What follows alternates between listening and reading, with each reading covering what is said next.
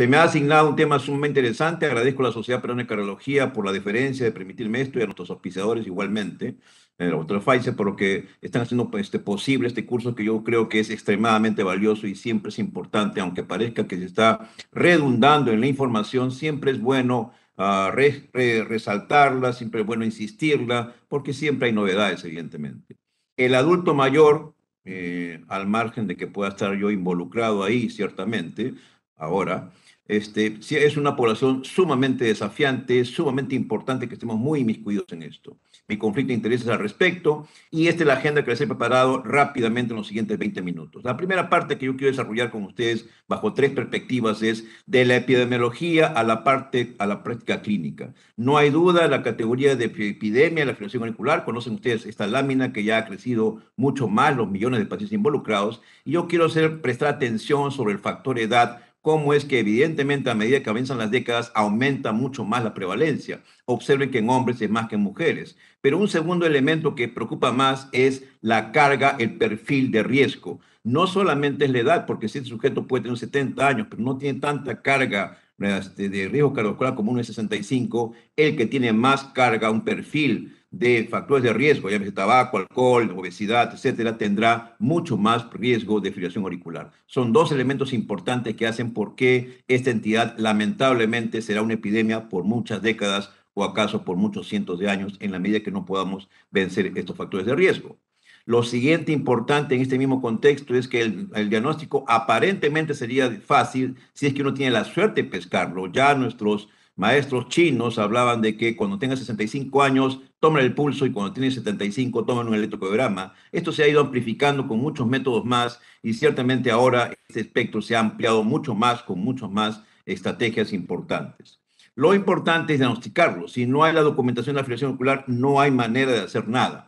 Pero reparemos sobre la parte epidemiológica y en ese sentido la pirámide ha cambiado y nosotros estamos expuestos a más envejecimiento. Tenemos por arriba de los 3 millones de adultos mayores, por arriba de los 60 años, y octogenarios probablemente entre los 300.000 a 500.000 pacientes. O sea que es imposible que ustedes no vayan a enfrentar este dilema de adulto mayor y tener que anticoagularlo o no. Mensajes importantes entonces, la prevalencia está subvalorada porque solamente no se excluye a los pacientes no diagnosticados, que puede ser un mundo aparte. O sea, ese 10% supuesto de los octogenarios puede quedarse corto propiamente. La incidencia cambia con la raza blanca tiene más prevalencia. Lamentablemente, en los últimos 30 años se ha duplicado la prevalencia con 60 millones de fibriladores y las mujeres por arriba de los 75 años tienen mayor incapacidad producto de esta entidad.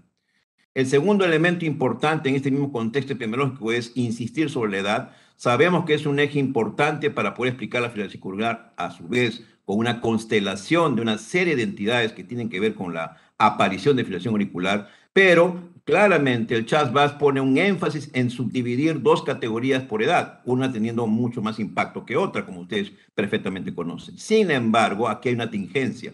Esto no es tan cierto porque las edades precoces de la vida, los chinos dicen 50 años, y en esta literatura de Mohamed Abel, de la JAC del 2020, hace una reparación, un reparo interesantísimo, un seguimiento de un año para ver el riesgo de stroke, y compara dos edades, de 66 a 74 años. Cuando este sujeto vira en ese grupo etario, observen que triplica su tasa de stroke y solamente tenía 66 años. O sea, eso es muy relativo el que yo tenga que esperar los 75 años para asignarle una máxima categoría de que el sujeto pueda embolizar. Esto hay que tener mucho cuidado porque edades menores, siendo adulto mayor, puede ser extremadamente peligroso.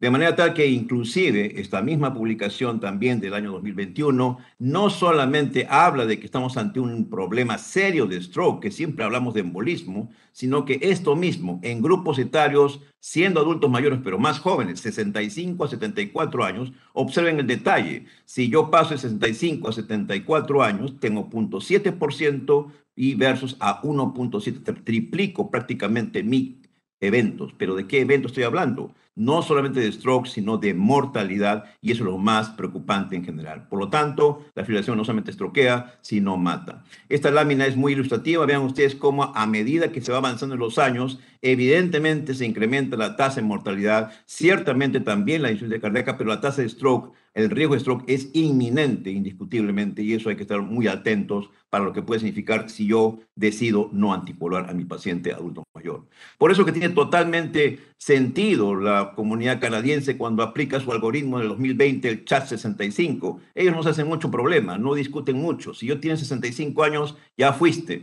porque si tienes 65 años, anticoagúlate nomás si que eres fibrilador demostrado. No hay más discusión alguna, porque la edad es sumamente importante desde este punto de vista de reparo en general.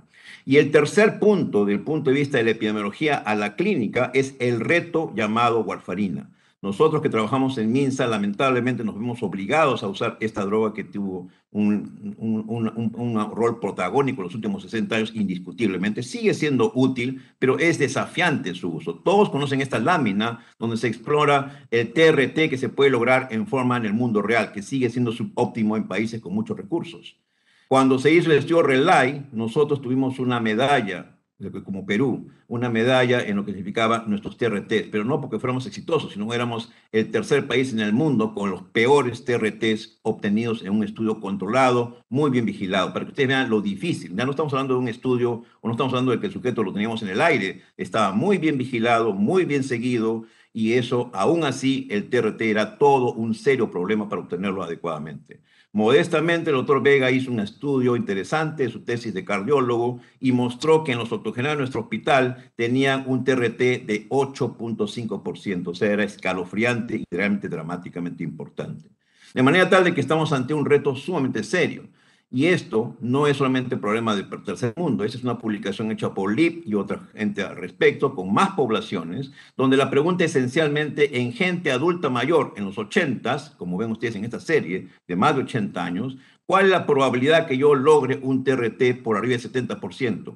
40%, no da más. Entonces, ese es el mundo real. Por lo tanto, tengan mucho cuidado si ustedes insisten en usar warfarina, a pesar que pudieran tener otra alternativa mucho mejor. Vean que no les va a ser muy fácil y en todo caso hágase un juicio propiamente si sus TRTs son adecuados o no en general. Por eso es que tiene totalmente razón de aplicarse esta generación de fármacos.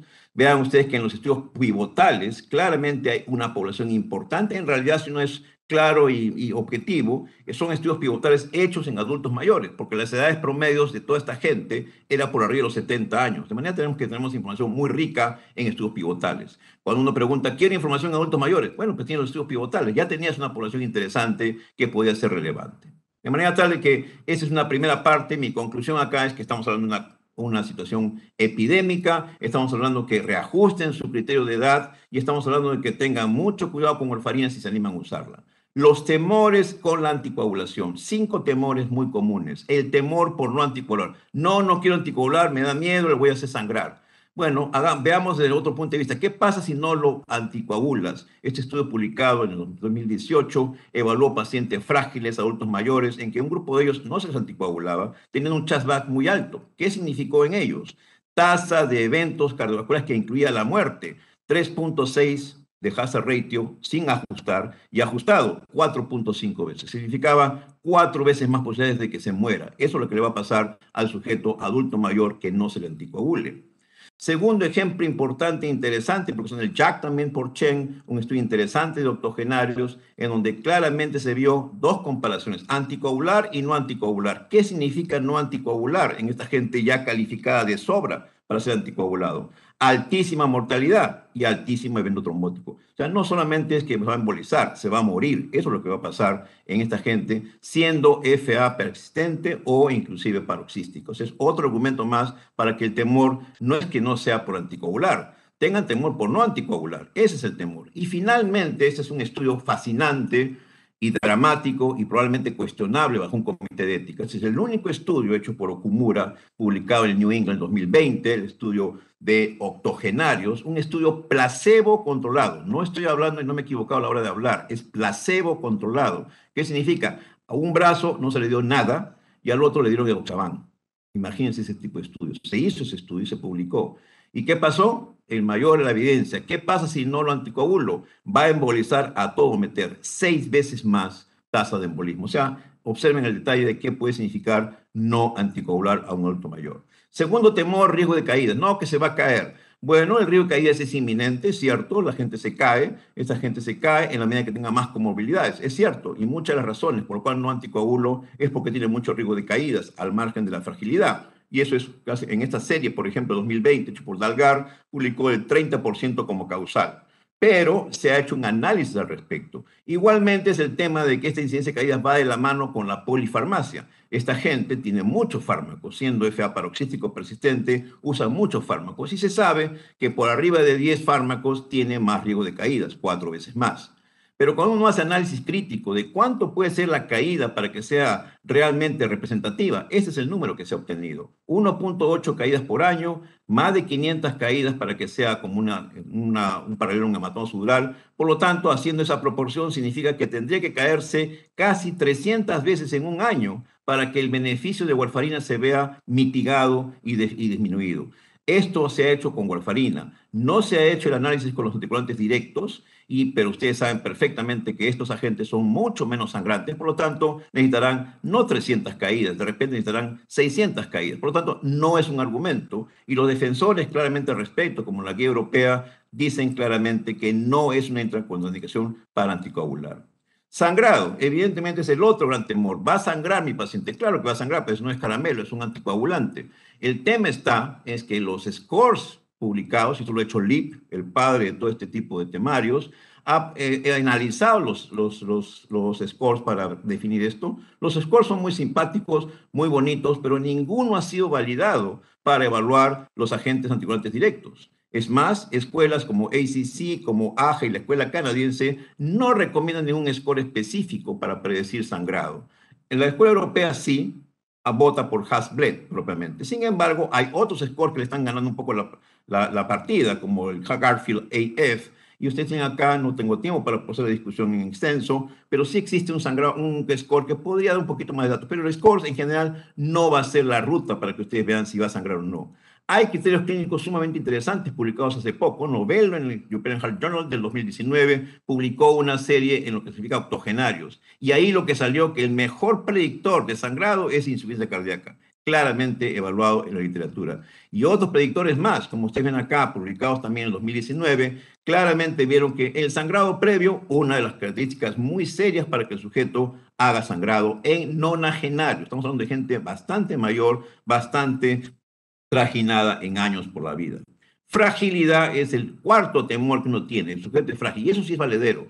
Deben ustedes echar mano de sus amigos geriatras, internistas, para que evalúen su paciente y que les diga qué tan frágil es mi paciente. Porque es cierto, la fragilidad en sus múltiples expresiones, en sus múltiples categorías, es un factor de mortalidad. Adulto mayor frágil se muere, efectivamente, por su característica de fragilidad. Por eso es que uno se detiene un poco cuando el sujeto es adulto mayor y muy frágil para poder anticoagularlo directamente. Sin embargo, esto tiene que ser extremo. Solamente la gente extremadamente frágil, severamente frágil, estados terminales, obviamente, con expectancia de vida menos de un año, menos de 6 meses, no lo voy a anticoagular, evidentemente. Pero en el resto de personas, piénsenlo bien, porque sí lo pueden beneficiar. Si vayan a vivir más de un año, no lo beneficien, no lo dejen el beneficio de tener que no sea apresurar su muerte. Observen que sí se ha evaluado. Saki evaluó en el 2018, en el JAC, publicó entre frágiles y no frágiles y ciertamente también había beneficio comparando los directos contra warfarina en ese sentido. O sea, la fragilidad tampoco es un criterio para no anticoagular, solamente para estar precavido, salvo que sea un extremadamente frágil. Lo importante es que clasifiquen a su paciente si es o no es frágil. Esta literatura muy recientemente publicada, como ustedes ven acá, efectivamente echa mano de dos criterios para no anticoagular: fragilidad, un score de fragilidad muy alto, y anemia. Pero esto ya ha sido corregido esta plana. En este año se ha publicado propiamente por Tanaka lo que puede significar este elemento de juicio como anemia. No hablo de sangrado activo, hablo de anemia per se. La anemia moderada severa ya no es criterio, y esto se hizo con apixaban con 3.000 pacientes para decir que el sujeto no debe ser anticoagulado. Eso ha cambiado bastante. Y finalmente, un tema que seguramente el doctor Salinas y a Pablo les va a gustar comentarlo, es el documentar filación auricular. Sí se puede mejorar mi capacidad de diagnóstico. Se hizo con este dispositivo que le gusta usar mucho a los electrofisiólogos, anestesiólogos, estos dispositivos, el Loop Recorder. Es un estudio clásico publicado en el Lancet del 2021, donde claramente se pudo mejorar, se optimizó el diagnóstico. Efectivamente, a un grupo se le colocó el aparatito y al otro grupo no. Se le siguió y evidentemente el que tenía el aparatito tuvo la mejor capacidad para poder demostrar la FA. Lo curioso es que eso no significó ningún beneficio al paciente, porque lo anticoagulé, pero con eso no fue diferente su tasa de stroke. Es una cosa interesante que podríamos discutirlo más tarde. Anticoagulación al 2022. ¿Qué evidencias tenemos en este momento para este grupo de gente? Ya hemos dicho, los estudios pivotales tienen información porque los grupos promedios de edades eran de 70. Por lo tanto, lo que ha salido ahí, ya se mencionó lo que RAF publicó con su metaanálisis, es valedero. RAF publica esto claramente en el Lancet, un estudio clásico donde mostró la bondad de estos agentes, menos stroke hemorrágico, menos mortalidad y menos sangrado mayor, incluyendo intracerebral en general. Y las guías rápidamente adoptaron ese mensaje, por eso que la categoría americana 1A y la categoría europea 1A y 2A, según los escenarios en general, para indicarlos como los de preferencia. El primer subestudio se hizo en el JACC del 2014, donde octogenarios se vieron beneficiados, menos sangrado, probablemente igual en lo que se refiere a tasa de stroke. Y esos fueron los primeros mensajes. Los estudios pivotales mostraron que estas tasas de stroke se redujeron de manera similar a warfarina, pero a mayor riesgo absoluto, también mayor reducción de riesgo absoluto de lo que puede significar sangrado, que es una de las cosas más interesantes. Echamos mano de los metaanálisis porque no tenemos más, ya no tenemos más información, y ahí había toda una secuencia histórica. Malik en el 2019 hace un metaanálisis en gente mayor, 75 años para arriba, y demuestra claramente la ventaja de estos agentes en lo que significa stroke y lo que significa sangrado, sustancialmente menos. Pero, curiosamente, en este metaanálisis, apixaban logró vencer los tres elementos. Embolismo, sangrado mayor y sangrado intracerebral en este grupo etario fue superior a warfarina, a diferencia que el pool solamente pudo hacer en un solo aspecto en general. Eso fue lo que mostró el metaanálisis. Un siguiente metaanálisis del 2020 para evaluar seguridad y eficacia con más de 7,000 pacientes, 84 años de edad, un grupo importante, demostró desenlaces similares con Davi y Riva contra warfarina, pero ciertamente mucho menores tasas de sangrado con apixaban, un hazard ratio de 0.66, o sea, más de 30% de reducción de lo que puede significar sangrado mayor, incluyendo intracerebral, y de pasadita, menos tasas de mortalidad con estos agentes.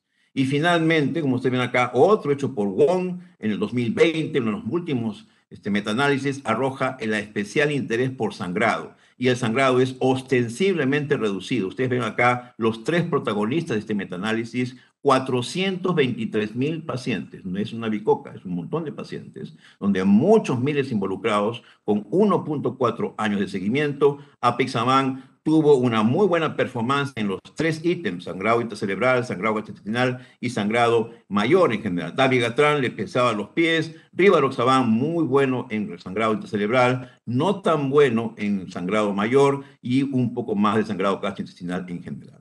Mundo real, también tenemos datos y efectivamente comienzan a aparecer los primeros datos. Es el primer estudio, el primer registro prospectivo hecho con apixaban para lo que puede significar sus ventajas y no hay duda que cumplió su tarea. Fue exitoso en sangrado y en eventos, en desenlaces isquémicos y trombóticos. O sea, la cosa muy clara. Hasta que más recientemente Hannon en el 2020 muestra en pacientes, 25% de estos pacientes tenían más de 90 años.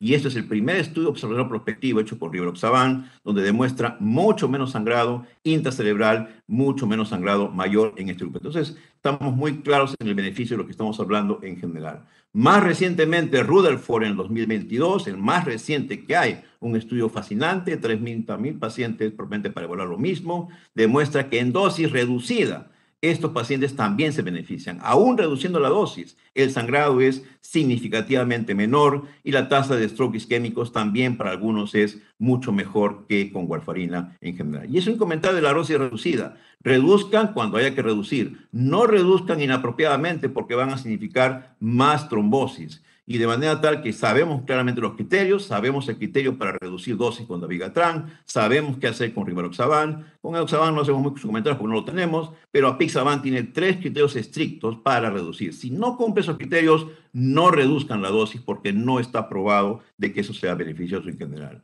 Dos escenarios interesantes e importantes. Ustedes ven acá un mundo real para lo que puede significar estos pacientes en fracturas. Curiosamente, gente adulta mayor que se cae, también se ha visto una cosa interesante, no hay una explicación exacta qué pasa, pero lo que pasa sí pasa. Menos fracturas mayores, cadera, vértebras, húmero, muñeca, etcétera. Y otro tema interesante, riesgo de demencia. Está apareciendo en la literatura, en 2019 Kim reporta por primera vez lo que puede significar el riesgo de demencia con FA y se ve que la anticoagulación con estos agentes se puede reducir significativamente. Todavía está en pleno curso esta investigación, estamos esperando más datos. Dean hace otra evaluación al respecto con un estudio poblacional, no es un estudio exacto, randomizado, pero se ve de forma interesante y prometedor que el empleo de dilución oral podría bajar el riesgo de demencia. Ojalá fuera así, porque en este estudio le salió 60% de reducción, una cosa sumamente interesante y sumamente importante.